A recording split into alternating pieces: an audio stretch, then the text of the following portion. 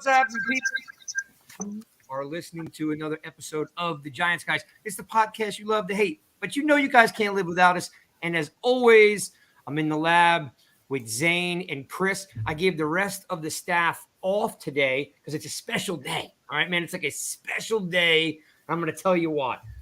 Gentlemen, help me welcome a very special guy to the show and to the New York Giants family, our fourth-round draft pick tight end from San Diego State, Daniel Bellinger. Woo! All right.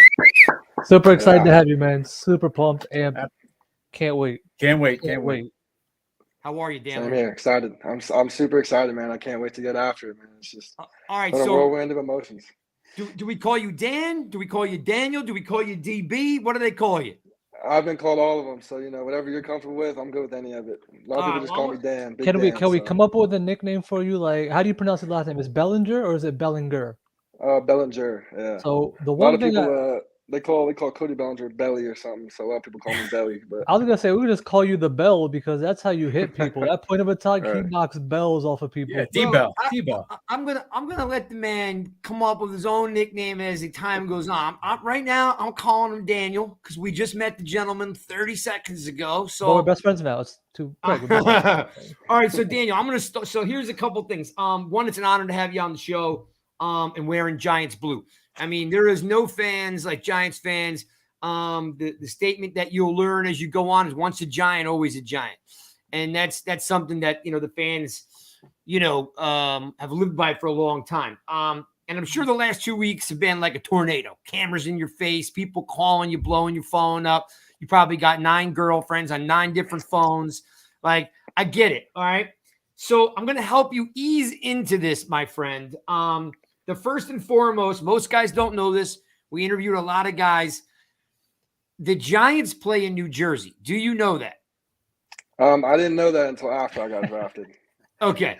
So the way it lays out, Daniel, is North Jersey is an extension of New York, where South Jersey is an extension of Philadelphia. What you probably don't realize is between New York and Philadelphia is only 2 hours. If that. Wow.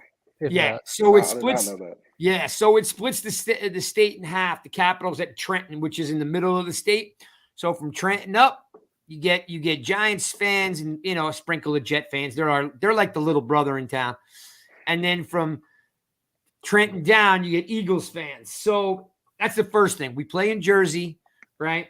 My next question is, and you kind of answered it before. You haven't been to New York before, have you? Never, no. My whole life, I've never been to New York. My farthest East Coast I've been is to like Virginia, so haven't been to too much East Coast. When you get off the plane, I'm promising you now, you'll laugh.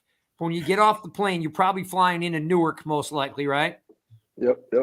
You're gonna have a holy shit moment because, Newark's not the greatest town in the world, but it literally sits right on the New York skyline. And as you drive to the facility up the Jersey Turnpike, you're just going to be staring at the waterfront. And you just think of this moment and be like, yo, that cat Craig was right. It is it's a holy shit moment, man. It's a pretty big city. I'll have to take a video, get my phone ready for it. Awesome. Hit us up, copy us on that. So let's do the softball stuff first that everybody wants to know. One is you're born and raised in Vegas. What the heck is that like? Because I got to tell you, I know this probably makes me sound like a dope, but when I think about Vegas, it's the adult playground. I don't think of like communities and high school, stuff like that. So what's it like being raised in Vegas? Right, yeah. Anybody that asks about Vegas, they're like, oh, how's the Strip? How's the casinos? And honestly, I've born and raised here. I've been to the Strip probably like 4 or 5 times, my whole life. So realistically, if you're from Vegas, you kind of stay away from the Strip because, there's just so many people down there and it gets crazy down there. So, you stay away from it. There's different parts. There's a part called Summerlin and then another part called Henderson.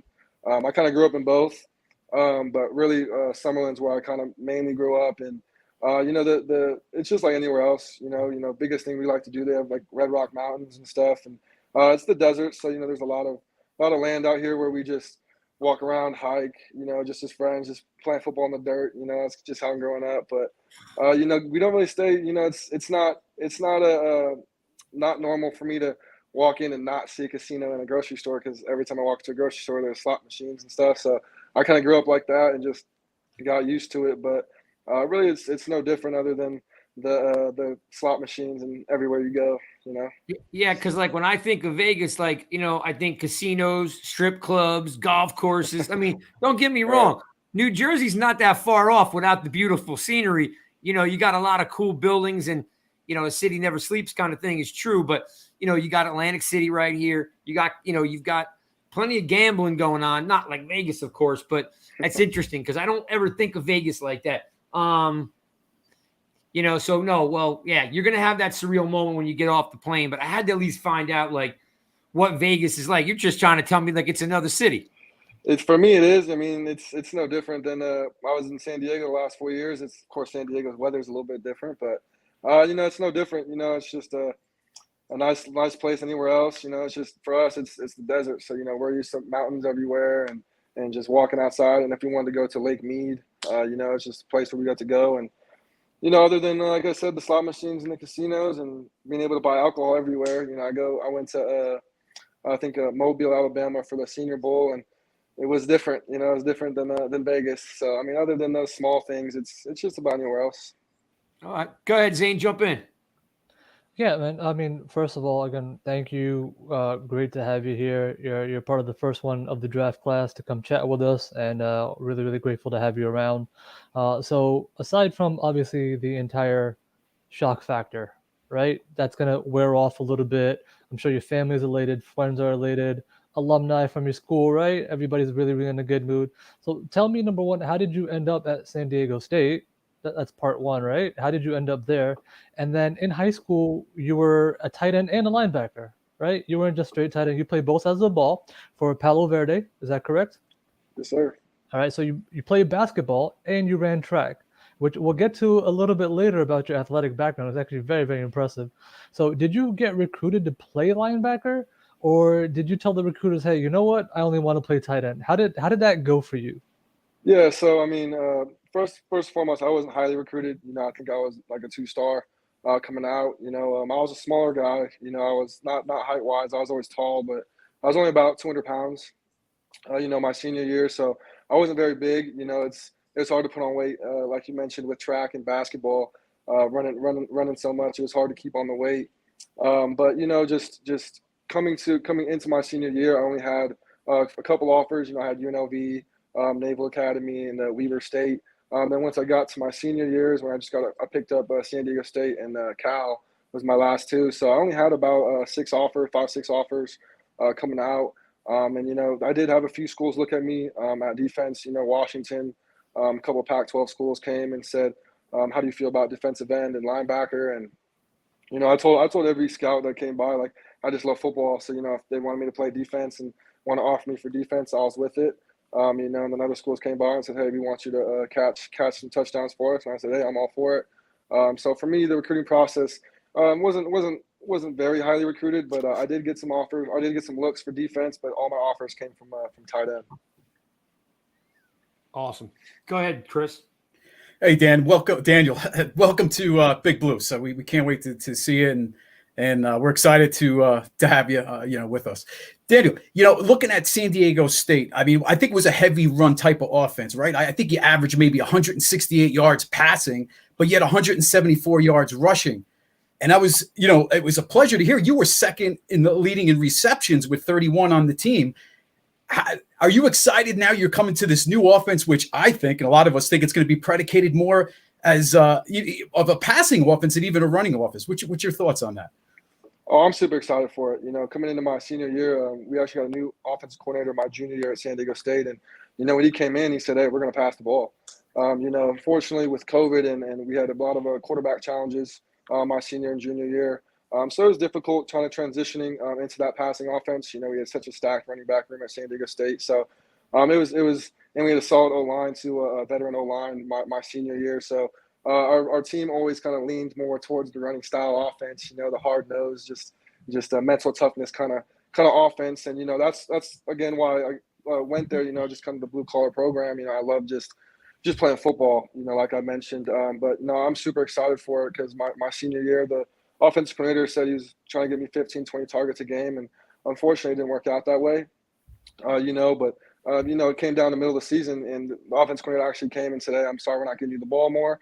But I just looked at my coach and said, "Hey, coach, like, as long as we're winning, right? We had 12 wins this last year at San Diego State. It was we had the most wins in our school history, actually.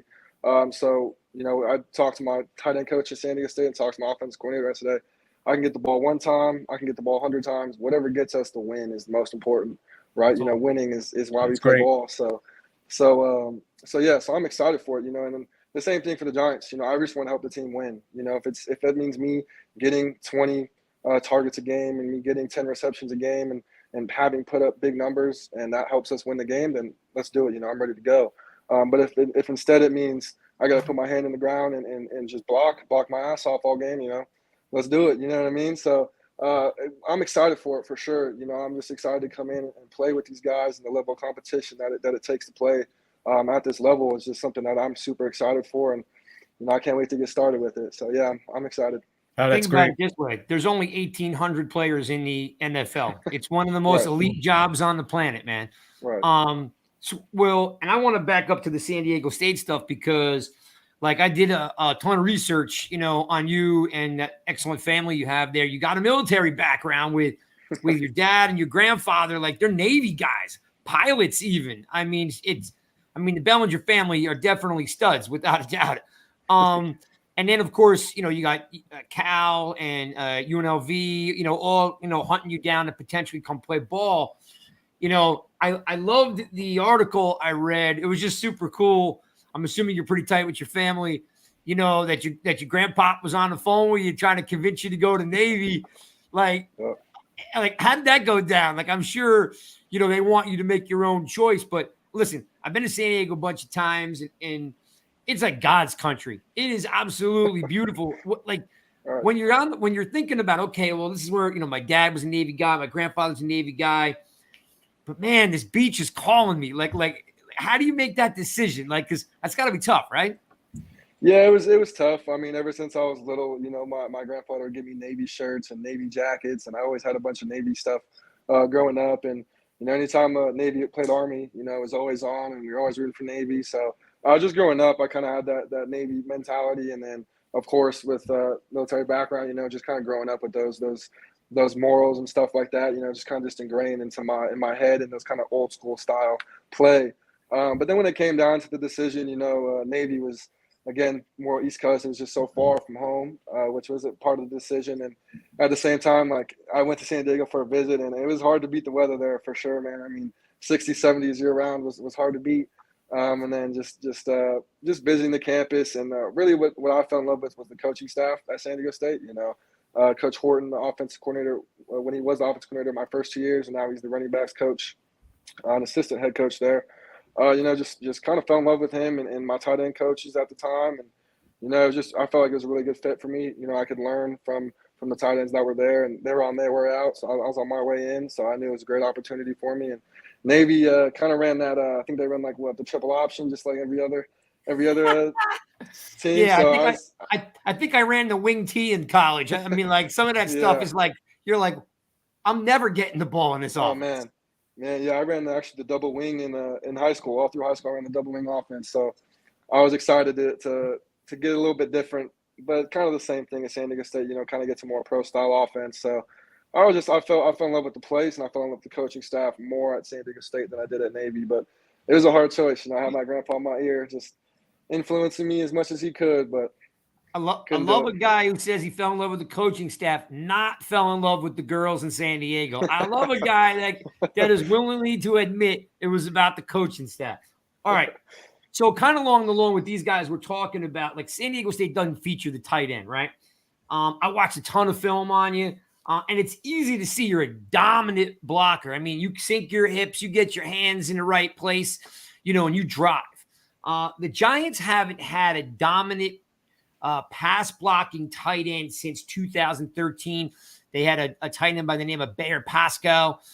He played for the Giants from 2009 to 2013. He purely was a blocker. He probably caught 10 to 12 balls a year, but dominant pass blocker. And then we've been in no man's land ever since. But you also have good hands. I mean, contested balls, you know what I mean? You have no problem going up for the ball. You got good, downhill speed. You definitely find the soft spot in the defense a lot of times. In fact, what blew me away was you averaged, ready? And you if you don't know this, okay, this is the kind of things that we do. You averaged 17.7 yards a catch in high school. Okay, so like I already know you can get down the field and you can catch the ball. Yes, it's high school, but like you have the ability to get downfield. Like were you just ever like at any time, and I know you kind of answered this already, but like do you ever just go, Coach, throw me the rock? I mean, like, and I know you said they tried, and I know you said that like you didn't care because you were winning, but like the Giants fans that are like in the room, and I see you guys, I see Mitz, I see you, Bill, I see you, Nigel, I see all you guys in the Blue City, Carrie, I see all you guys in the room. Thanks for stopping in.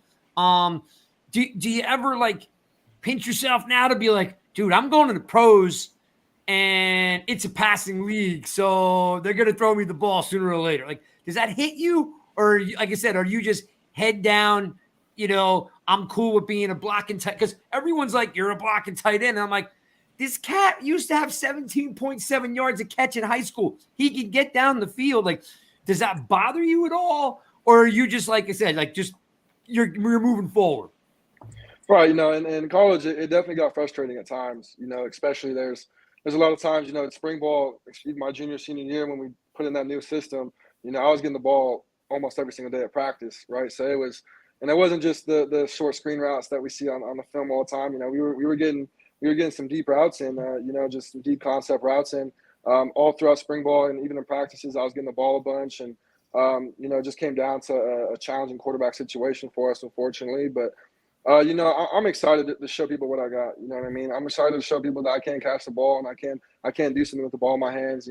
Of course, I kind of like I want to envision my game and show people how I play. It's kind of like a George Kittle mindset. When I think of George Kittle, I think of a guy who can block and catch and do something with the ball. Kind of an all-around tight end is kind of how I want to be, kind of present myself. To not just the Giants and how we play people, but just overall. I'm excited to get after that, and show that I can catch the ball, and I can get down the field, and I'm just excited for it. I'm excited to get after it. And like I said, if the Giants want me to block my ass off all game, I'll do it. I'll do it as long as we get the win. That's what it's about. But at the same time, I want to show that I can be a versatile tight end as well, not just a blocking tight end, and not just a receiving tight end like some of these guys in the league, but somebody who can do both. Like, so I'm just popping them in. They're coming in like crazy. Like, what's up, big boy? Welcome to the Giants. Like, they're all flooding in here. I don't want to kill you with them, but they're all excited, man. That, like I said, we haven't had a Giants tight end in quite some time. It was a great, tight end class, so it was it's exciting for the fans to know that like we got a young guy that can come in and hey, look, I'm no coach, but like it's going to be an open competition, man. So go ahead, Zane. I know you're brewing on something. Go ahead. Yeah, I got a couple things. One thing was, I think it's a great tight end class, but I always felt like there wasn't much of a complete tight end class. There wasn't a lot of guys who could do everything. But one of the guys who could do everything is on this call right now, which was really exciting about him because he has so much. I guess we use the word potential a lot, but it's a proven potential. It's not like he can't do it. The offense doesn't gear towards his other skill set. Daniel said he was 200 pounds. Bro, one of your strengths is the fact that you're so jacked and muscular and built. So clearly you hit the weight room hard. There's no doubt about how you've changed your physique to really, really be, dominant in that tight end spot. And quick little fun fact. Hey, Daniel, how many drops did you have last season? None. Zero drops. Man's got hands. They didn't target him, but when he did, guess what? He came up with it. He's got some highlights, so you guys need to go watch that. So we got a good one right here. So here we go, right? You get an invite to the Combine and the Senior Bowl, right? So that's got to be an exciting in itself. So do you think these opportunities help a player, hurt a player, or is it really about the comfort and saying, you know what, it's all about the pro day because I got my system, I got my guys. So how do you feel about maneuvering between all those different venues? I thought it was tremendous opportunity. Some guys, they think that, I can just hurt myself here, but for me, I thought the whole process was just a great opportunity, especially for me in my position, to show what I had and to show more than maybe what some of my film showed. So I just thought it was a tremendous opportunity because at the end of the day, when you're playing in a playoff game and you're coming down to the 4th and goal, it's not oh, I'll show up the next play, I'll do better at the next day. You know what I mean? Like I can't just show up at pro day. I'll put the combine to the side and I'll just do it at pro day.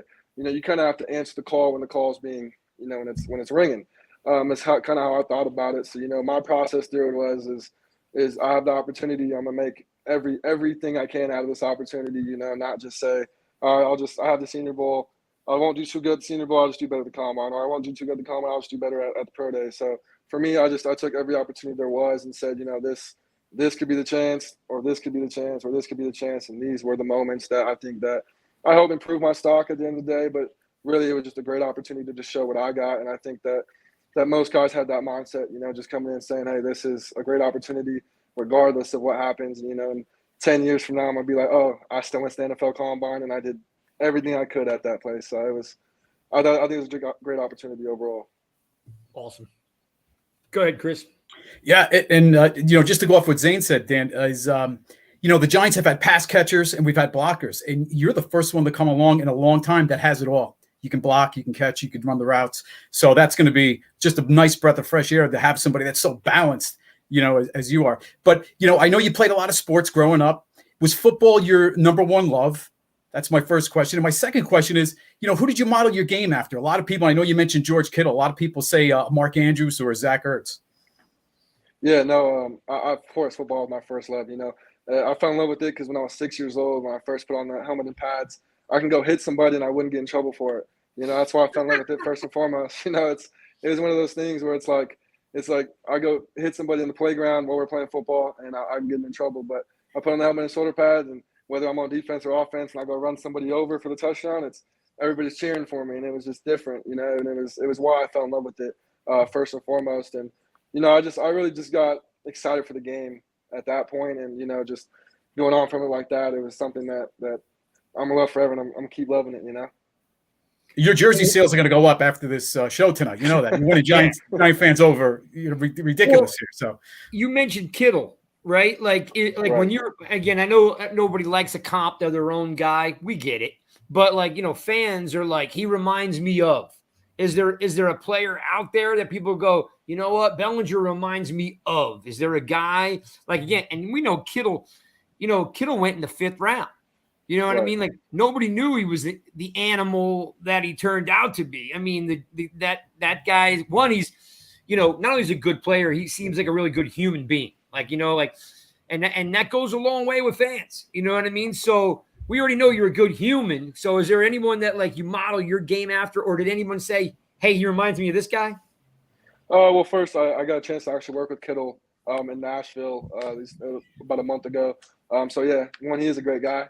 But just working with him and then of course watching film over the years, of course I've watched tons of film on guys like Dallas Goedert. I watched Boyle, I watched Andrews, I watched Kelsey, I watched the Wallers, I watched the Kittles, I watch all these guys, and I try to do that in my own head. What kind of game do I implement? You know what I'm saying? So I've kind of asked myself that question, and it's hard to pinpoint. What I'm saying? Like when I look at Dallas Goedert, he can do both. So I'm like, oh, maybe I'm like a Dallas Goedert, but at the same time, I'm built a little bit different in some aspects, and my game's a little bit different in some aspects. So I wouldn't say I'm specifically like a tight end. I feel like I can take pieces from the game of each tight end and kind of put it into my own kind of aspect. But if I had to pick somebody, I'd want to implement my game after George Kittle. But I'm saying I'm more like a Dallas Goedert kind of player, just because that's what I've studied for so long. All right. No, I love it. All right. So It's not a bad name at all, man. exactly. Yeah. I'm like, yeah, I don't think anyone will have complaints if you turn out like Goddard is. And I'm sure you'll have your own style and you put your own stamp on it. Like I said, the Giants fans have loved their tight ends. I mean, they just do. You know what I mean? Because the Giants have always been known as a blue collar, fan base. You know what I mean? Like hardworking people love their Giants, and, we're known for defense. We're known for, we're not flashy. Giants aren't flashy. They're lunch pail, man. And they come hard and and when you talked a couple minutes ago about being old school, and being raised a certain way. Like, I know because you haven't talked to a lot of folks, here on the East Coast, but like they're gonna wrap your arms around that. Like they're gonna love, to know you're that kind of guy because that's what they are. Like their grandparents came right off the boat from Italy. You know what I mean? Or they came right over here from from Spain, or they came over here from the Middle East, or they came like there's a big melting pot of people. But what they are, they're hardworking people. So I'm sure. They're going to eat this up that you're like, did that guy just say he was old school? Did he, does he like that kind of stuff goes a long way with Giants fans. So let's talk about the draft process. This one I'm super excited to ask you about, see how much you're willing to give me. Let's talk about this rooftop dinner that you have with assistant GM Brandon Brown. Like, was that an introductory meeting? Have you already been talking to these guys? Like, how does that go down? Because I don't know where I found it or who told me. Maybe I was talking to Leonard Marshall, one of the old Giants who still friendly with a lot of the younger guys. I don't know where I got it from, but evidently there's talk that there's this rooftop dinner. Fill us in there. Yeah, so it was actually my first time meeting him. It was my first time really talking to anybody from the Giants. So when I got a chance to introduce myself to him and got a chance to talk and just chop it up, he was just getting to know me. I was getting to know him. Just kind of throughout the process. And honestly, it was a great time. Mr. Brown is a great guy. He's giving me a lot of insight, and we actually talked about Dallas Goedert and how he looked at him when he was coming out back at their SDSU, South Dakota State University, when he was on the Eagles. And, he really just was just giving me insight about the league and about New York City too, because, he knew I wasn't from there. So it was an introductory meeting. It was really just to get to know me, for me to get to know him. And, I thought it was a great meeting. He gave me a lot of insight on the Giants and kind of how the NFL works and in a snippet, it's just a short dinner. So it was good. I got a lot of information, and I feel like he got to know me pretty well as a person as well. And where were you guys? Were you at the Combine? No, this was in San Diego, actually, rooftop place in San Diego. It was nice. It was nice. It was overlooking the water, so it wasn't a bad place to be. He picked up the check, right? He wasn't expecting you to pay. No, yeah, he said it was on the Giants, so it was awesome. He picked it up. And he came from the Eagles, so so talking about Goddard, fits right into the bigger plan, and that's pretty cool because I can imagine like you guys have some pretty good intimate conversations about what it's like living on the East Coast, playing for the East Coast, like what things to tune out. You know what I mean? What things that, because there's a lot of noise in New York. Like I said, we're fortunate. I've been doing this podcast for 3 years. We don't do any gotcha stuff. You know what I mean? But like, the bar's high. The Giants, they're rebuilding. The Giants fans want to win, So I'm sure he probably gave you some great insight to, how to maneuver, being a pro. But that's cool. As when I heard that, I was like, kind of sneaky, you know what I mean? Just like slipping in for a dinner and it was right before pro day. It was the day before. It wasn't before you're okay. I was gonna say like where does it fall in? Okay, right before the pro day. Yep. Awesome. Oh, and I guess my last question was when you left that meeting, like did you feel like, hey, I guess that went pretty well? Maybe like they're interested in me, or for you is that just that's a formality? Like how did it feel when you left the dinner? Right. I mean, I felt like, every team kind of keeps it on the low. So they're like, well, we might pick you, we might not, just kind of like, they're basically just saying, be ready if we do pick you and be ready if we don't pick you, kind of situation. So, I left the meeting feeling good. I feel like he got to know me pretty well. And, I feel like I connected with him pretty well. And like I said, he gave me great insight. So, I felt pretty good about the meeting. But, of course, there was always the uncertainty of, who knows what's going to happen and, come draft day. So where were you when you got the call? I mean, you see these stories where guys are fishing. Some guys are like, shopping with their girlfriends. Like where are you when you get the call? I was in Vegas. My family got me a suite. So we were in a suite in Vegas. So just hanging out with the family in Vegas. It was nice. Okay. You got a big family, small family? Small family, just me, my dad, my sister, my mom, and then I have my half brother and his dad who were super close with me. So kind of small and nice, it was man. nice. Yeah, man. All right, that's super cool because I hear these stories where guys like they don't get drafted, you know, like Right. in a round that they expect to go, so they bolt, you know, and the next thing you know, the guy's like fishing or hunting or you know, and so all right, so you at least you were prepared, you were hanging out. Yeah, yeah, yeah. All right, very cool. Go ahead, Zane, you jump in because I'm Yeah, I'm so I'm hoping you're asking the question that I think you're going to ask because you know I'm attached to these numbers, so I'm yeah, dying to know I'm gonna get to that number one, but before I do, I had a quick question because we talk about this, right? So obviously you can't necessarily answer this, and that's okay, right? But when you met with all these different teams, did you get any feeling that I want to go here? Now you don't have to say the Jet. You're already here. We're fine either way, right? It could have been another team, but did you get a feeling somewhere that you know what I don't want to say belong because you've only met a handful of people, but did you feel a connection anywhere with the Giants at least? I'm sure other places too. But was there any part of you that walked away and was like, kind of hope they pull my name, man. Kind of hope they pull the trigger. Yeah, biggest time I kind of felt like that is when I met the tight end coaches. Coach Biscoff, when I met him at the combine, was actually one of those guys. Got a chance to talk to him, and he knew some of my old coaches at San Diego State, so we kind of connected that way. And he was one of the tight end coaches. It was really just him and the Falcons coach, tight end coach. Those were the only two tight end coaches that I felt really connected to. And Coach Biscoff gave me a lot of good insight. It was funny because a lot of the tight end coaches and a lot of them were just like, hey, just draw up plays and let's see what you know kind of thing. But Coach Biscoff started drawing up Giants plays and started teaching you right there and then. So for me, it was different than what the other tight end coaches were doing, and it was exciting because it was like, all right, I'm starting to learn NFL plays, NFL runs, NFL concepts. So it was exciting. I feel like I really connected with him much more than other tight end coaches because of that aspect. So it was cool connecting with Coach Biscoff and. It's been great, so I'm ready for it, man. Definitely And glad I'm it worked excited. out, man. Your energy right now is just where it needs to be, man. I feel it. Right. Like I said, the excitement's there. Yeah, baby. So yeah, I'm gonna jump into this numbers game because as we were talking, so you're getting 45. Very interesting number, right? Yeah. For a tight end, and now 45. If we move a little bit historically for the Giants, you got a couple names like for the older, not older, but mid-older crowd. You got Madison Hedgecock, who was a fullback. It's a fullback number. After him, we had the Hinoceros, aka Henry Hinoski, right? But another fullback. And if you go previously, I'm sure Craig's got other names that attach to 45 than I do. But traditionally, it's been Nobody good though, Zane. Don't worry about it. hey, I like the Hinoceros. But normally a fullback number, which is interesting because while you're not a fullback, you sure as hell can plow people like one. So what happened with that number?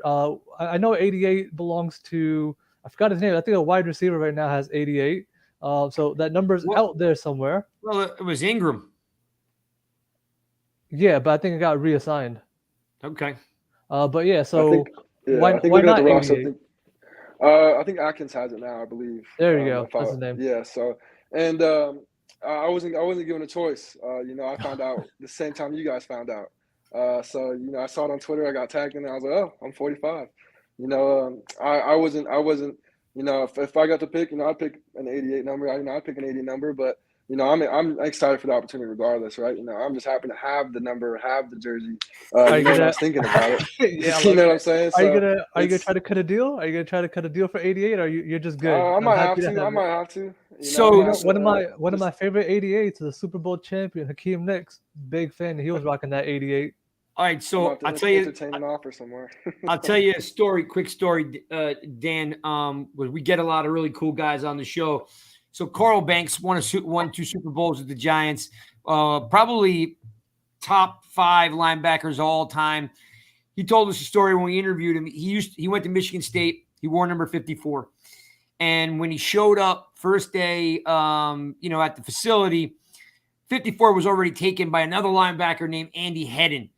And, Carl Banks, like I said, went on to be one of the best the Giants have ever had. When he shows up, there's Andy Hedden. He says, yo, homeboy.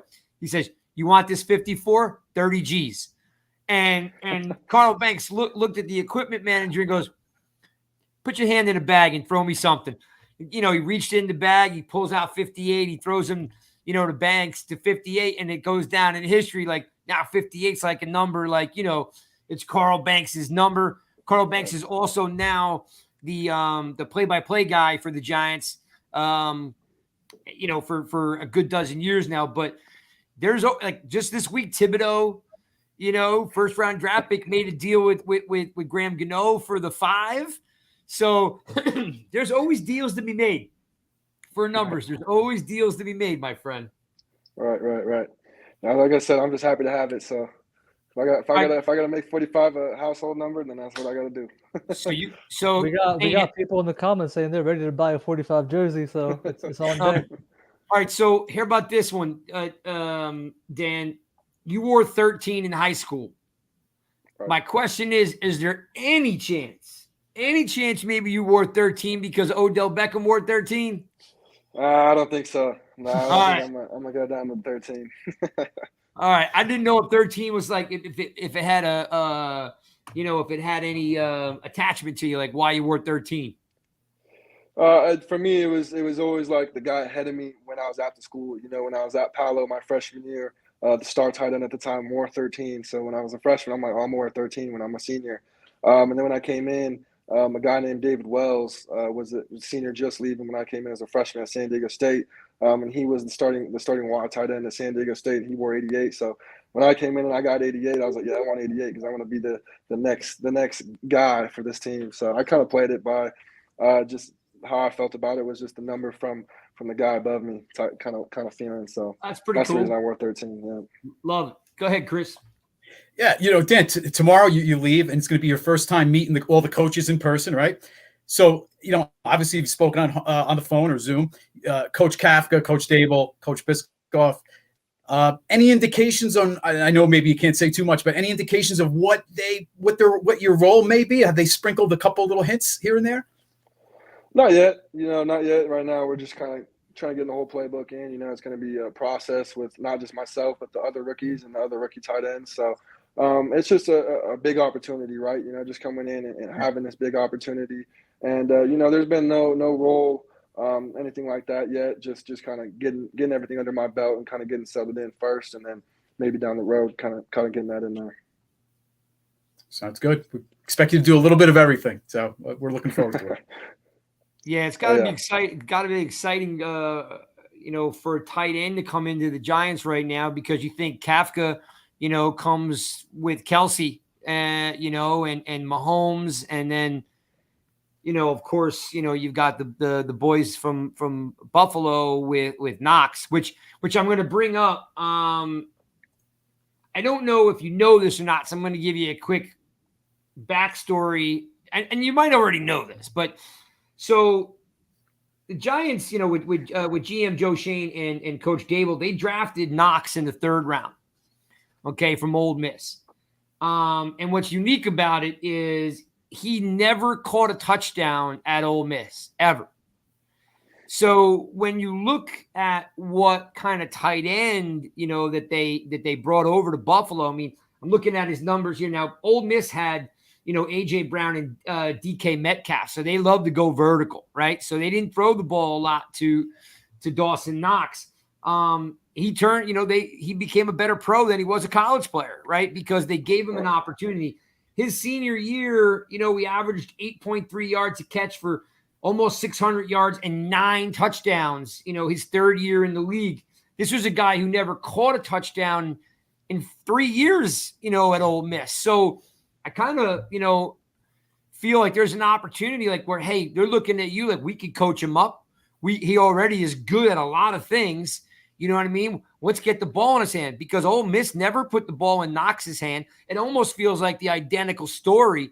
And I'm sure you Chris and Zane, you guys jump in if you guys agree, because it feels like they're looking for that guy that maybe is a little under the radar, coach him up and get the ball in his hand, because that's exactly what they did with Knox. Literally, he was like an afterthought at Ole Miss, with those vertical pass catchers, and now he's a stud. Like, do you guys agree, Chris? Do you agree that that's a potential here? Absolutely. And when you look at Kafka coming over from Kansas City, working with that Andy Reid system, obviously, what their tight end does, right? So I think you're going to get a little bit of everything. You're going to get a little bit of that, maybe that KC flavor, but we're also going to bring that Buffalo system. So I think you're going to have the best of both worlds, Dan, from both of those systems. And it's not going to surprise me that you're going to be, one of the features there on offense for sure.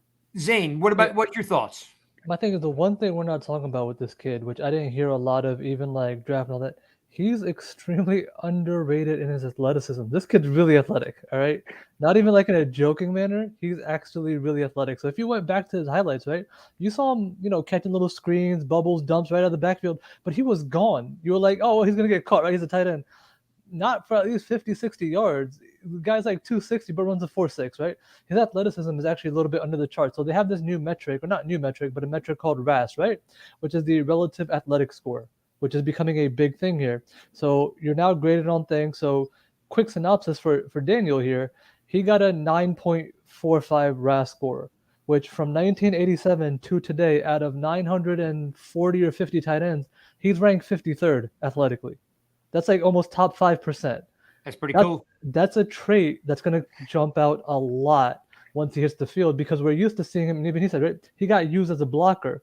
Once they release him, don't be surprised on the moves this guy makes. Like, the reason I'm so excited is because I didn't know how athletic he was, but that's what I've learned a lot. The cat played basketball and ran track.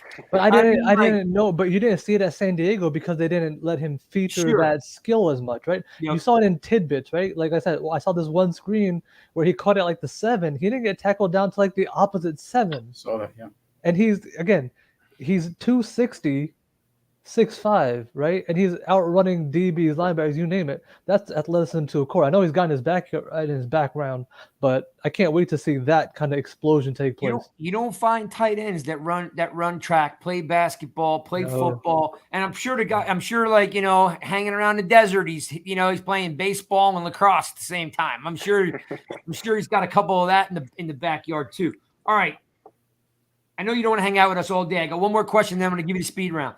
What do you want the Giants fans to know about you? Because I will tell you, I'm a season ticket holder. I plan on seeing you every week. I've had season tickets in my family since 1968. All right, so I've seen a lot of dudes play. And I can tell you that, again, blue collar, love their defense. They love their tight ends. They love their smash mouth running backs, Rodney Hampton, Joe Morris, O.J. Anderson, Brandon Jacobs, Ahmad Bradshaw. They love smash mouth football. If you pancake dudes, they're gonna love you. If you play with crazy amount of energy, they will love you. If you make catches, they will love you. Like, they overlook mistakes. They want to, like, the Giants for the last 10 years are just missing a cat that can bring energy and make the hard catch, that contested catch. They want a guy that, like, wants the ball. They wants the extra. I've seen you fighting for extra yards. I've seen you make guys miss. So I think they're really going to embrace you, Daniel. And I think you're going to be super excited wearing blue when you first get, game day with 80,000 people rocking the place. I think you're going to like it. So what do you want, Giants fans? Like, right here, this is going to go get, a couple thousand views, between today and tomorrow. What do you want Giants fans to know about, like, your game? I just want them to know I'm going to be physical. Biggest thing for me is physicality, whether it's in the run game, pass game, whether I got to get a DB off me on a route or if I got to take a DN to the ground. I want them to know I'll be physical. I'm going to be smart, but I'll be physical at the end of the day is how I want to implement my game. And I want Giants fans to know that they're going to get everything I got. You know what I mean? They're going to get everything I got, whether it's me going 100% on a run block or if it's me diving for a pass. I want them to know I'm going to be a physical player, and that's how I want to implement myself. Well, I tell them all, don't let the girls be a distraction, because them New York ladies, they take them down, man. They take them down. I'm just saying. They're a whole different breed. All right. I got you. Gentlemen, I'm going to give them the speed round, and then I'm just saying, we all know it. Look, you're laughing because it's true. You know what happens. They all have the bat phone. He doesn't have to worry about just the New York girls. You got to remember about the Jersey ones too. You're situated, man. Well, you're in the metropolis. You got all of them. You got all of them. I'm combining the Jersey, New York girls because I already know where he's going to live. They all live in the same area, and it's going to be crazy. But then again, he comes from San Diego, so he's used to a certain flavor of ice cream. But it's all good, man. We're excited to have you. All right, speed round, and then I'm gonna let you. It's Baskin Robbins over here, baby. 31 flavors. Like you said, the melting pot. Yeah, yep, exactly. All right, Daniel, speed round. Ready? Number one, whitewater rafting or rock climbing? Rock climbing. Dunk or 3-pointer? Nothing but net.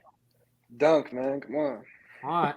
I'm assuming you could dunk, being like as tall as you are. Okay. First thing, and you might not know this yet because when you get off the plane tomorrow at 7 a.m., it's probably going to hit you. But first thing on the bucket list when you get to New York. I want to see the Empire State Building. That's what I All want to do. right. I thought that was going to be number 2. I'm going to, again, remember this tomorrow. Go see the Empire State Building, and immediately after you see the Empire State Building, there's only one thing to do on the bucket list after that. Eat What's pizza. that? Pizza. I love pizza. Well, Don't have to tell me twice. listen, anyone will vouch. There is nothing like pizza, whether it's North Jersey or New York, and you'll be like, dude, this cat on the interview told me it was good. Like, it's really good. So I'm excited now, man. So now, so go see the Empire. And by the way, the slices in New York are like this wide. Sweet, perfect. Yeah, you'll love it. All right, this is for your your Navy background. Because you got Navy in your blood, and I'm hoping you've seen this. You have to because you're a Navy kid. Maverick or Iceman? I'm gonna have to go with Maverick. All right, fair I'll enough. go with Maverick.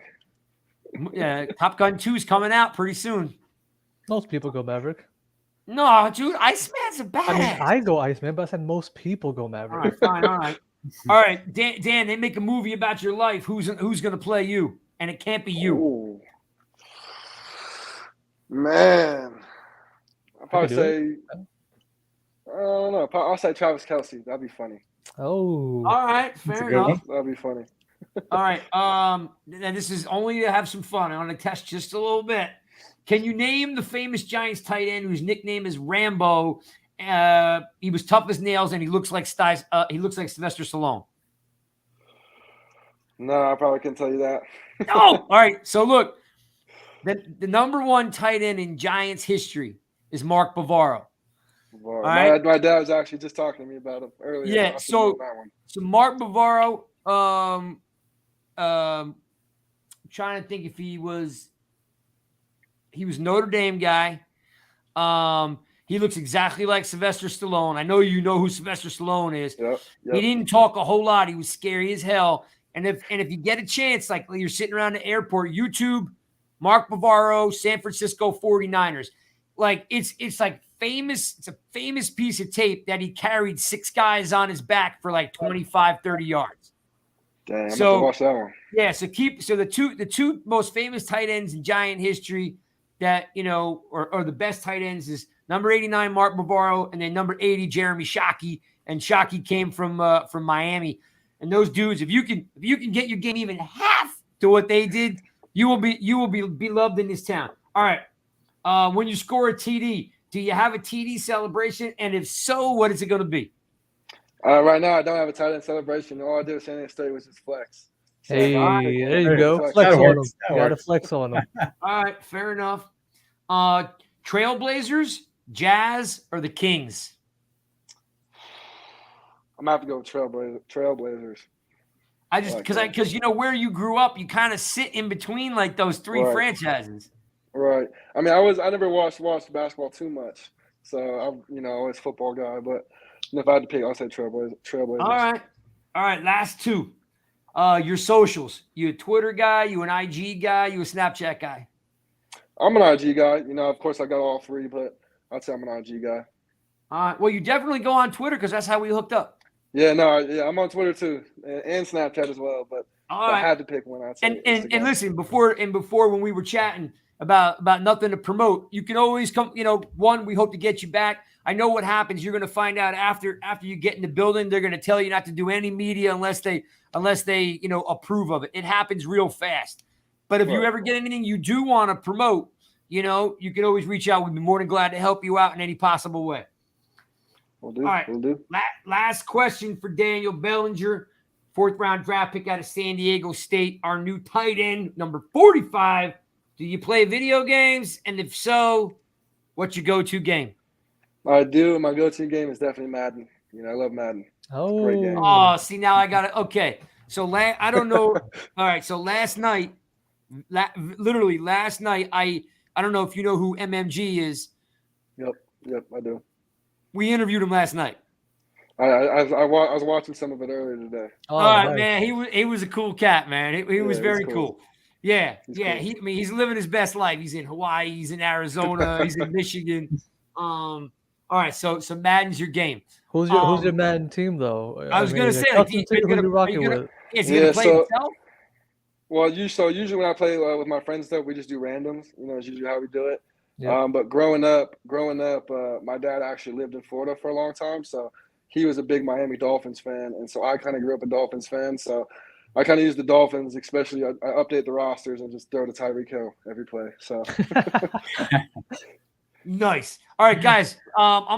If you have anything last to ask him now, because I'm gonna let him go. You good? Good. How does it feel when you wake up every day? Does it feel real yet? Has it really sunk in, or is it going to be tomorrow when you get on that plane? You actually have to deplane, and you're looking around. You're like, "Where's New? This is Newark, New Jersey." And then they put you in that nice little car and drive over to East Rutherford, and boom, you're at MetLife. Is that really where you think it's going to hit? Yeah, probably. I mean, it hasn't hit me yet. I'm just every time I think about it, I just think about getting on the field. Just playing ball. So I haven't thought about anything else besides just getting there and getting the system down so I can play some football. Yeah, man. Yeah, Have a safe flight. Right. Have a safe trip. We're, like I said, excited. Your energy is exactly where it needs to be. I'm excited about this guy. I got to put this on the screen because it's really funny. All right, and I don't normally do this. But I got to put this on the screen. And ready? There it is. He says, "I'll love him as long as he catches better than Ingram." I don't usually like to do that because I don't usually. But look, man, if you catch the ball, the Giants fans will love you. If you pancake dudes, they'll love you. If you play with energy, they will love you. They don't care much about mistakes. I mean, like they just want guys that love man. football. Be yourself and show, because we're watching, right? We see the effort. And we say, as long as you see the effort, we're fine if you miss a block. We're fine if you're not perfect. That's fine. But if the effort is there, we're happy. We're happy. And you know what, Zane? Everything he said about his family, the old school style of play, wanting to get in the field. You watch him block. The dude's a beast. Oh, yeah. I mean, literally, you watch the fact you got great hand placement. You know what I mean? You sink the hips, you drive. I mean, the word used over and over. The adjective is dominant because he's literally dominant. So I'm really looking forward to that. Hey, man, you take pride in blocking, and not a lot of cats do that no more. So, and then of course, like I said, I think the Giants are gonna really kind of surprise some folks and get Daniel Jones to get the ball in your hand. So, A, thanks for hanging out with us. 2, keep us in your back pocket if you ever need us, because they're not going to let us talk after tomorrow.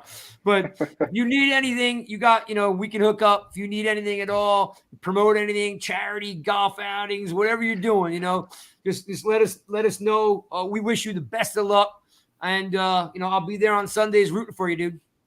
All right. Thank you guys so much. Shout out. Man. Shout out your definitely. And by the way, I want an exclusive if you change your number. That's all I want to know. I want to be like, yo, Craig, I'm changing my number. It's all I want. It's it. I just want to be like, I talked to Daniel Bellinger. He hit me up. He's changing his number. It's all I want to do. I just want to tell the people that you're moving, because remember, numbers in New York, we've got so many people with retired numbers and so many great athletes between the Rangers, the Yankees, the Mets, the Giants. Numbers are like gold in New York, So right. It's going to be cool. Anyway, thanks for hanging out with us. You're watching another episode of the Giants Guys. It's ready to go. You can watch it right now if you miss it, but I'll edit it up tomorrow, drop it in, make it nice and clean. Thanks for hanging out with us. We're out.